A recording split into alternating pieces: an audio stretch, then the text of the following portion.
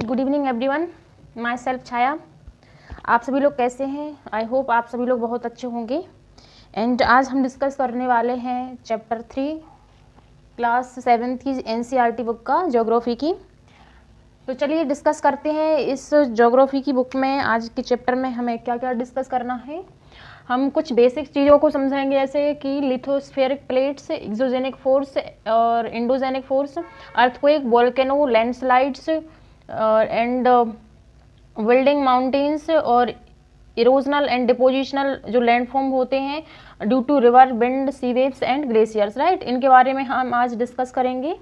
तो चलिए आप बने रहिए लास्ट तक इस क्लास में। चलिए देखते हैं ये करके। कुछ बेसिक चीज़ों को हमने प्रीवियस चैप्टर्स में हमने डिस्कस कर लिया है ना। अब आगे हम देखेंगे। हमारी अर्थ है, जो हमारी अर्थ है ना, वो एक स्टैटिक में नहीं है, मतलब वो मोशनलेस नहीं है, वो हमेशा मोशन करती रहती है, वो मोशन में रहती है। मतलब कि हमारी जो अर्थ है वो बाहर से तो वो घूमती है सन के चारों ओर एंड ये अपनी एक्सिस पे तो घूमती है, लेकिन ये अंदर जिस मटेरियल की ये बनी हुई है, इसका जो पोर्शन, वो भी आपस में मूवमेंट करता रहता है ना। किसी भी डायरेक्शन में हो सकता है इसका मूवमेंट। इस तरीके से हमारी जो अर्थ है, ये बहुत सारी प्लेट्स से मिलके बनी है। प्लेट मतलब इस तरीके की लेयर्स से मिलके बनी हुई है अर्थ हमारी। इस तरीके से लेयर्स से मिलके बनी हुई है ना। इन्हें हम बोलते हैं प्लेट्स, है ना। जिस तरीके से हम एक फर्श बिछाएं या कुछ दीवार खड़ी करते हैं तो वो ब्रिक से बनी रहती है, वो ईंटों से बनी रहती है। इसी तरीके से हमारी अर्थ भी बहुत सारी इसमें प्लेट्स से मिलके हमारी जो अर्थ है वो बनी हुई है। तो ये क्या करती हैं, ये प्लेट्स आपस में मूवमेंट करती रहती हैं। हो सकता है ये प्लेट्स इस तरीके से मूव कर रही हो एक दूसरे की साइड एंड एक दूसरे से अपोजिट डायरेक्शन में जा रहे हो, इस तरीके से मूव कर रहे हो, तो इनका मोशन होता रहता है, मूव करती रहती हैं। इसका मतलब हमारी जो अर्थ है ना, वो रेस्ट पोजीशन में नहीं है। इसका जो मटेरियल है अंदर जिससे ये बनी हुई है, हमने देखा था स्ट्रक्चर इस तरीके से, हमने प्रीवियस क्लास में देखा था कि ये हमारा कोर है, ये कोर है, ये मेंटल है, ये मेंटल है एंड इसका ऊपर वाला पार्ट है, ये है क्रस्ट। इस तरीके से तो ये जो किसी मटेरियल का बना रहता है, जैसे कि ये नीफे का बना रहता है, निकेल प्लस आयरन, एंड ये शीमा सिलिकॉन प्लस मैग्नीशियम एंड ये सियाल, ये दोनों का ही बना रहता है, सीमा प्लस सियाल का मतलब सिलिकॉन प्लस एल्यूमिनियम। तो ये जो जिस मटेरियल का ये बनी हुई है हमारी अर्थ, वो आपस में मूव करती रहती है ना। कहीं पे टेम्परेचर ज़्यादा हुआ तो मतलब ये आयन से वो या मिनरल से वो पिघल जाएंगे, उसकी वजह से ऊपर आ जाते हैं, है ना। तो ये कुछ फिनोमेना हमारे अर्थ के अंदर होते रहते हैं, तो हम इन्हें बारीकी से देखेंगे। सबसे पहले ये है कि लिथोस्फेरिक प्लेट्स। हमने लिथोस्फेयर के बारे में पढ़ा था कि जो भी हमारा कंटिनेंटल वाला एरिया है, कंटिनेंट जिसके बने हुए हैं इस तरीके से, जो सॉलिड पोर्शन है कंटिनेंट्स, हमने सेवन कंटिनेंट्स के बारे में पढ़ा था। Asia, Africa, south America, north America, Antarctica and Australia. तो इस तरीके से ये बने हुए हैं, ये सॉलिड पोर्शन के बने हुए हैं, सॉलिड है ना। और दूसरी तरफ क्या होता है, हमारा सी रहता है ना। तो ये जो प्लेट्स रहती हैं, मतलब क्रस्ट वाला एरिया रहता है, इसकी ऊपरी परत जो रहती है अर्थ की, है ना, उसको हम क्या बोलते हैं, लिथोस्फेयर। उसे हम क्या बोलते हैं, जो सबसे जमीन का ऊपरी पार्ट जो रहता है, इसे हम बोलते हैं लिथोस्फेयर, है ना। इसे हम लिथोस्फेयर बोलते हैं। अब ये जो लिथोस्फेयर है, ये बहुत सारी प्लेट्स से मिलकर बना हुआ है। इस तरीके से प्लेट्स, है ना, इस तरीके से डिवाइड है। इन्हें हम बोलते हैं प्लेट्स, ये हैं प्लेट्स। अब जब ये लिथोस्फेयर की जो प्लेट होंगी तो इन्हें हम बोल लेंगे लिथोस्फेरिक प्लेट्स, राइट। तो इनमें क्या होता रहता है, ये आपस में मूव करती रहती हैं। कोई हो सकता है इधर मूव कर रहे हो, इधर मूव कर रही है, एक दूसरे की साइड मूव कर रहे हो, तो इनमें मोशन होता रहता है लिथोस्फेयर प्लेट्स में, राइट। जिसकी वजह से, इस मूवमेंट की वजह से हमारी जो अर्थ है, अर्थ में बहुत सारे चेंजेस आते रहते हैं, लैंडफॉर्म्स बनते रहते हैं, मिटते रहते हैं, बनते रहते हैं, मिटते रहते हैं। तो ये इनकी वजह से क्या होता है, बहुत सारे चेंजेस आते हैं। एंड जो मूवमेंट होता है, मूवमेंट होता है, इसमें जो मूवमेंट किस वजह से रहता है, मूवमेंट रहता है, कुछ फोर्सेस रहते हैं हमारी अर्थ के अंदर, कुछ अर्थ के बाहर रहते हैं, है ना, जैसे कि एटमॉस्फेयर में अर्थ के बाहर, कुछ उसके अंदर वाले पोर्शन में। तो ये दो तरीके के फोर्सेस रहते हैं, एक तो जो हमारी अर्थ है उसके अंदर है, जैसे उसे बोलेंगे endogenic force, endogenic force. And जो अर्थ के बाहर जो लगता है उसे बोलते हैं एक्सोजेनिक फोर्स। एक्सो का मतलब होता है बाहर, आउटसाइड, एंड इंडो का मतलब है इनर साइड, है ना। तो ये दो फोर्स लगते हैं, इनकी वजह से हमारी अर्थ में मोशन होता रहता है, अर्थ मूवमेंट करती रहती है। जैसे ये हमारी अर्थ है, ये इसके अंदर जो प्लेट्स हैं वो मूव करती रहती हैं, जो मटेरियल है इस डायरेक्शन में, किसी भी डायरेक्शन में मूव करती हैं। या फिर जो अर्थ में, जो हम माउंटेन्स वगैरह हमने पढ़ा था इसके बाहर, है ना, तो उनमें मोशन होता रहता है ना। तो ये कुछ लैंडफॉर्म्स बनते रहती हैं, दो फोर्सेस की वजह से रहते हैं। तो इंडोजेनिक फोर्स में, इंडोजेनिक जो फोर्स हैं, इंडोजेनिक फोर्स जैसे कि उससे, इंडोजेनिक फोर्स से हमारे कई फिनोमेना आते हैं, जैसे कि अर्थक्वेक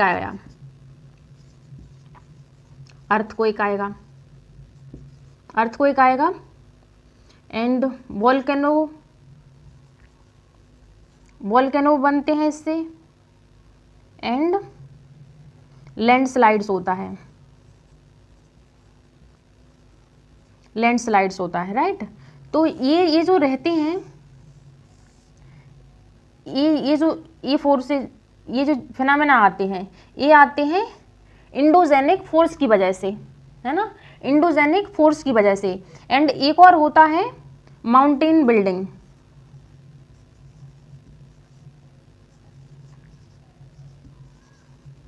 जो माउंटेन्स भी बनती हैं वो भी इंडोजेनिक फोर्स की वजह से बनती है ना। लेकिन ये जो earthquake and volcano and landslides जो आते हैं, ये सडन फोर्स रहता है, मतलब अचानक जब फोर्स लगता है उससे ये चीज़ें बनती हैं। एंड ये जो रहता है ये स्लो रहता है, स्लो फोर्स रहता है, ये धीरे धीरे फोर्स लगता रहता है, जिसकी वजह से माउंटेन्स बनती हैं, राइट। ये जो रहती हैं, अर्थक्वेक आता है या वॉल्केनो आता है, लैंडस्लाइड्स होते हैं, ये अचानक ही आते हैं, अचानक में, राइट। एंड जो रहता है हमारा एक्सोजेनिक फोर्स आता है, जैसे कि इरोजन हुआ, इरोजनल फोर्स होता है, and erosional and depositional.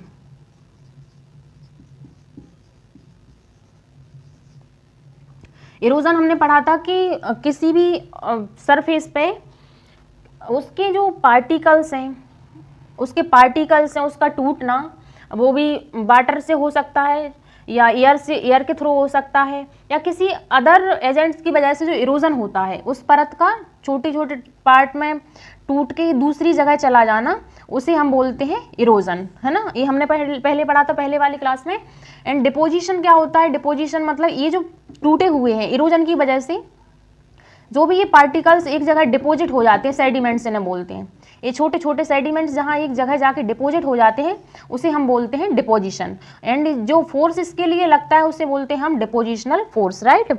And अब ये कितनी वजह से हो सकता है, इसमें कहाँ पर चेंज आ सकते हैं, ये होता है हमारा, जैसे कि रिवर में चेंज आता है, इसकी वजह से हमारी रिवर है ना, रिवर में चेंज आता है। एंड विंड है, विंड की वजह से लैंडफॉर्म्स बनते हैं, कुछ ग्लेशियर्स की वजह से कुछ लैंडफॉर्म्स बनते हैं, राइट। एंड कुछ सी वेव्स रहती हैं, सी वेव्स से भी लैंडफॉर्म्स बनते हैं। चलते हैं, तो फिर ये जो सारी चीज़ें, इन्हीं के बारे में हमें आज डिटेल में पढ़ना है, तो इनके बारे में हम एक एक करके डिटेल से पढ़ते हैं। तो चलिए आज हम और पढ़ते हैं इंडोजेनिक फोर्स की वजह से जो चीज़ें आती हैं, जैसे अर्थक्वेक आता है, वॉल्केनो आता है, लैंडस्लाइड्स आता है, एंड माउंटेन बिल्डिंग होती है, एंड ये डिपोजिशन एंड इरोजन, रिवर से कौन कौन से लैंडफॉर्म बनते हैं, एंड विंड से कौन कौन से लैंडफॉर्म बनते हैं, ग्लेशियर से एंड सी वेव से। तो इनके बारे हम एक एक करके देखते हैं सबको कि ये कैसे फॉर्मेशन इनका होता है, राइट। तो चलिए एक एक से देखते हैं। हम अर्थक्वेक से ही स्टार्ट करते हैं पूरा। आई होप आप लोगों को ये चीज़ समझ में आई होगी, राइट। तो अर्थक्वेक देखते हैं। अर्थक्वेक,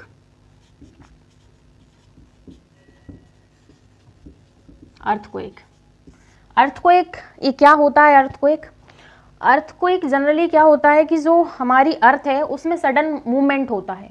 मतलब जैसे कि अगर हम टेबल पे किसी बर्तन को रखें और उसे हिला दें तो सडन मूवमेंट होगा, इस तरीके से बर्तन हिल जाएगा। इसी तरीके से जब ये अर्थक्वेक आता है तो हमारी अर्थ है वो पूरी तरीके से हिल जाती है ना, सडन इस तरीके से, तो उसे हम बोलते हैं अर्थक्वेक। अब ये आता किस वजह से है, क्या होता है? जो हमारी लिथोस्फेरिक प्लेट्स रहती हैं, हमारी जो लिथोस्फेरिक प्लेट्स रहती हैं, जैसे इस तरीके की हमारी प्लेट्स हैं, ये हमारी प्लेट्स हैं इस तरीके से कुछ, है ना। एक इनमें क्या होगा, ये आपस में अभी हमने देखा कि ये मूवमेंट करती रहती हैं, ये स्टैटिक में नहीं रहती हैं, ये मोशन में रहती हैं।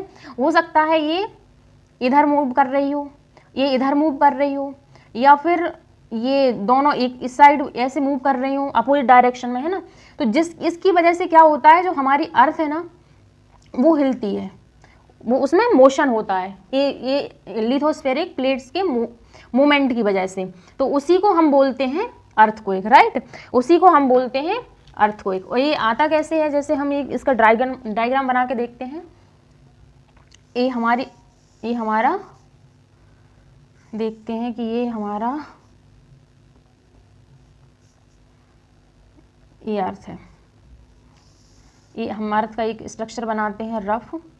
जैसे हमने माना कि यहाँ से हमारा अर्थक्वेक आया है, मतलब यहाँ से मूवमेंट स्टार्ट हुआ है। जहाँ से अर्थक्वेक जिस जगह से निकलता है, जिस जगह से वो मूवमेंट स्टार्ट होता है, उस पोर्शन को हम बोलते हैं फोकस, उसे हम बोलते हैं फोकस। एंड फिर क्या करेगा, इस तरीके से ये फैलेगा।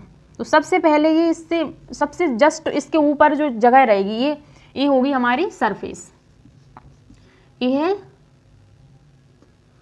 सरफेस, ये सरफेस है, राइट। ये सरफेस है और ये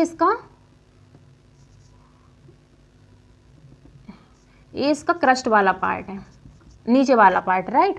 तो ये जो जस्ट इसके जो ऊपर पॉइंट रहेगा अर्थक्वेक जहाँ से निकला हुआ है फोकस पॉइंट से, इसे हम बोलते हैं इपी सेंटर, इसे हम बोलते हैं इपी सेंटर। इपी सेंटर रहता है यहाँ पे। सबसे पहले अर्थक्वेक, अर्थ का मूवमेंट फील होता है जो सरफेस पे, इसे हम बोलते हैं इपी सेंटर, ये वाला पॉइंट। और जहाँ से ओरिजिनेट होता है अर्थक्वेक उसे हम बोलते हैं फोकस, राइट। तो फोकस से ओरिजिनेट होता है और सबसे पहले जो अर्थक्वेक फील किया जाता है वो इपी सेंटर पे। उसके बाद फिर क्या रहता है, इस तरीके से डायरेक्शन में ये मूव करता है, इस तरीके से फैल जाता है। फिर यहाँ पे फील किया जाएगा इधर, इस तरीके से ये पॉइंट्स इसके रहेंगे, राइट।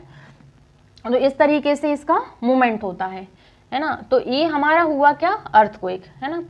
और जब भी अर्थक्वेक आता है तो हमें जनरली एक ऐसे किसी जगह पे अपने मकान में किसी कॉर्नर में छुपना चाहिए। क्यों? क्योंकि अगर कहीं से कोई गिरेगा कुछ चीज़ तो वो सबसे पहले कॉर्नर में नहीं गिरती है, वो सेंटर में गिरेगी या कहीं और गिरेगी, या फिर हमें टेबल कुर्सी चेयर के नीचे छुप जाना चाहिए। तो ये कुछ इसकी सेफ्टी मेजर्स हैं, राइट। इस तरीके से ये अर्थक्वेक रहता है। और अर्थक्वेक को मापने के लिए कुछ डिवाइसेस यूज की जाती हैं, जैसे कि सिस्मोग्राफ रहता है, सिस्मोग्राफ। इससे ये क्या करता है, जैसे ही अर्थक्वेक आता है तो इस तरीके से ये अपनी रीडिंग दे देता है ना। तो इससे इसके मेजर किया जाता है सिस्मोग्राफ से। एंड एक स्केल रहती है रिचर स्केल, इससे अर्थक्वेक का मैग्नीट्यूड मेजर किया जाता है। इस स्केल पे, इस पे नंबरिंग रहती है जिस पे इसे मेजर किया जाएगा कि कितने मैग्नीट्यूड का है ना। 2 मैग्नीट्यूड का है, 6 का है, 5 का है, जिस तरीके से, है ना, इस तरीके से इसे मेजर किया जाता है अर्थक्वेक को, राइट। तो ये हमारा अर्थक्वेक हुआ। एंड अर्थक्वेक जो आता है तो उससे ना वेव्स क्रिएट होती हैं, जिन्हें हम बोलते हैं P waves, S waves and L waves. जैसे अर्थक्वेक आएगा तो इससे वेव्स बनती हैं, इस तरीके से ये वेव्स बनती हैं, वेव्स है ना, वेव्स बनती हैं। और ये रहती हैं P waves, S waves and L waves, L waves, right. तो इनके बारे में हम आने वाली क्लास में और भी ज़्यादा डिस्कस करेंगे। एंड अभी ये हम इतना ही देखते हैं इन वेव्स के बारे में कि जो पी वेव प्राइमरी वेव्स, इन्हें बोलते हैं हम प्राइमरी वेव्स, मतलब जो कि जब अर्थक्वेक आता है तो सबसे पहले जो वेव्स ओरिजिनेट होती हैं उन्हें हम बोलते हैं पी वेव्स। तो ये रहती है लॉन्गिट्यूडनल, लॉन्गिट्यूडनल वेव्स, ये लॉन्गिट्यूडनल रहती हैं। एस वेव्स रहती हैं ये ट्रांसवर्स रहती हैं, ये ट्रांसवर्स रहती हैं। एंड ये जो एल वेव्स रहती हैं ये सरफेस पे रहती हैं, सरफेस वेव। जो सरफेस रहती हैं वो सबसे ज़्यादा डिस्ट्रक्टिव रहती है। क्यों? क्योंकि जो अर्थक्वेक आता है तो उसकी वजह से सरफेस पे जो भी रहते हैं, मकान, बिल्डिंग्स रहती हैं, उनको नुकसान पहुंचाती हैं, वो रहती हैं एल वेव्स, है ना। तो ये जो हमारा अर्थक्वेक है वो वेव के फॉर्म में ट्रेवल करता है, एक जगह से दूसरी जगह जाता है। तो इन्हें हम वेव्स में डिवाइड किया है, प्राइमरी वेव्स और and secondary waves and L waves, मतलब सरफेस वेव्स, राइट। इस तरीके से हमने इन्हें देखा। देन अब हम देखते हैं दूसरा है हमारा वोल्केनो। वोल्केनो के बारे में समझते हैं कि वोल्केनो कैसे आता है, वोल्केनो क्या होता है। वोल्केनो क्या होता है कि हमने देखा जो मैग्मा रहता है, मैग्मा रहता है ये हमारा मेंटल है। हमने देखा था ना अर्थ के अंदर वाले पार्ट, ये हमारा हुआ मेंटल, इसे हम बोल सकते हैं कि ये हमारा सरफेस है। एंड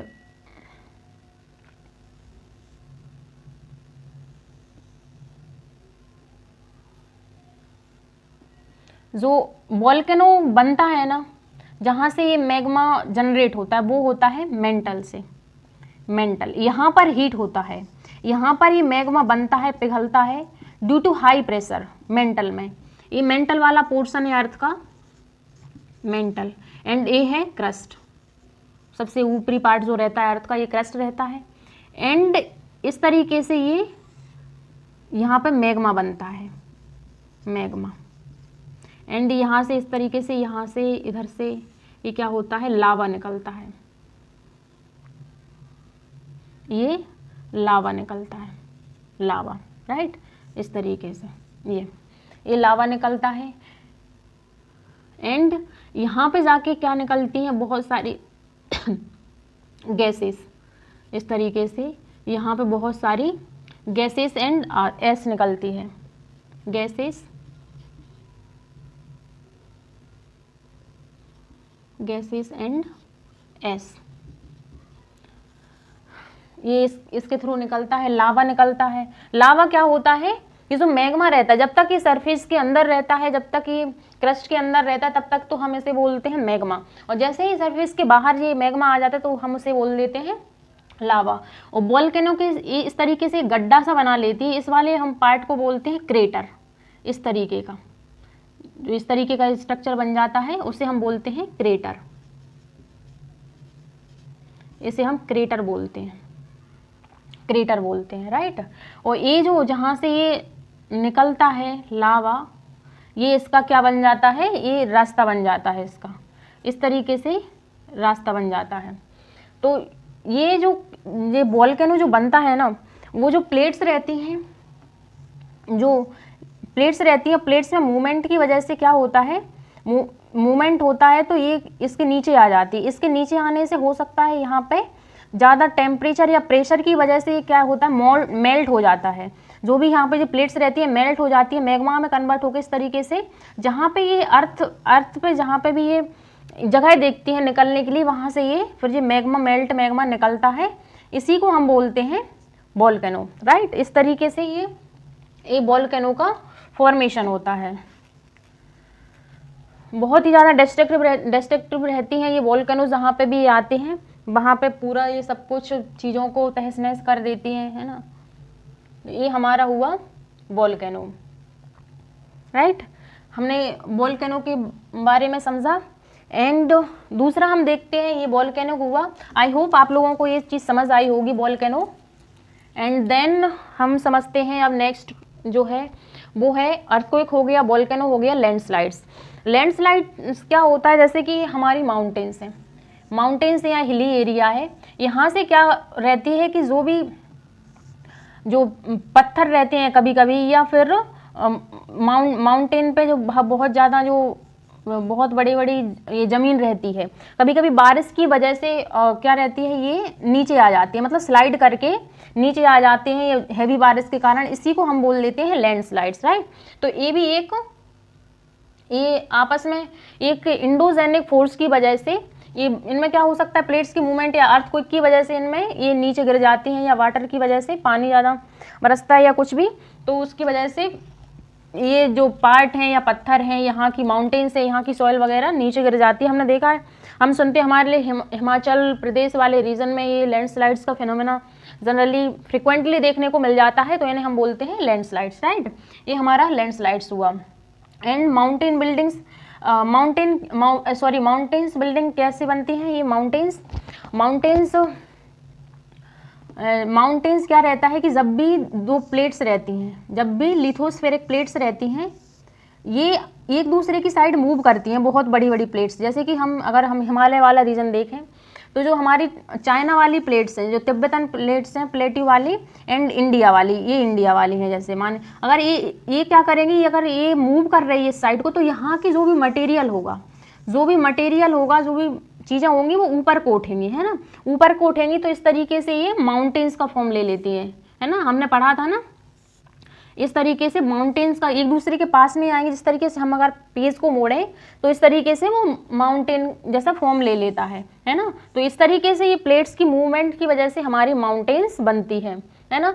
तो ये भी हमारा इंडोजेनिक फोर्स की वजह से रहता है, क्योंकि तो प्लेट्स मूवमेंट की वजह से माउंटेन्स का फॉर्मेशन होता है। जैसे हमारी माउंट एवरेस्ट है, उसकी ऊंचाई अभी भी बढ़ती जा रही है, क्योंकि ये प्लेट्स हैं, इंडियन प्लेट्स हैं, एंड जो तिब्बतन रीजन वाली जो प्लेट्स हैं, जो तिब्बत का प्लेटी हो, उसकी प्लेट्स एक दूसरे की साइड आ रहे हैं, इसकी वजह से हमारी जो चोटी है वो और ऊंची होती जा रही है, राइट। तो इस तरीके से हमारी माउंटेन्स बनती हैं, राइट।